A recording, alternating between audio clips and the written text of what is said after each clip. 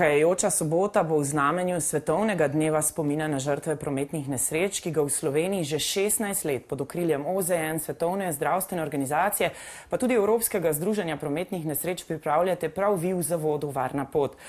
Globalnemu sloganu Spominjamo se, pomagajmo in ukrepajmo je letos dodan še nov, živeti s posledicami.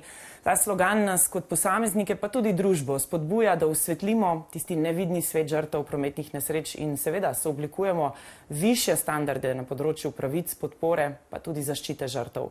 Kako bo potekal letošnji svetovni dan?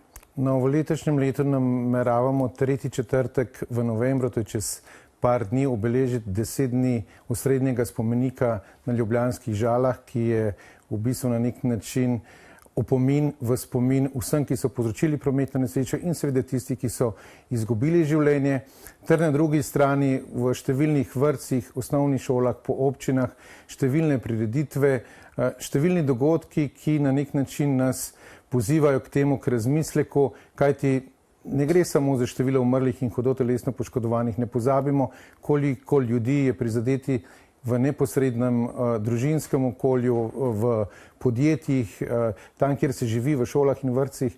In prepričani smo, da če bomo poskušali pogledati in paziti na svoje bližnje in seveda sami nasi na cestah, da bomo lahko največ storili. In tak dan je zagotovo in tak spomin in opomin. Robert Štajava, najlepša hvala za vse dobro, za vse, kar počnete, za zagotavljanje večje varnosti voznikov in seveda za vso pomoč žrtvam prometnih nesreč. Hvala vam za podporo, aktivnosti in nagovarjanje naših in vaših gledalcev.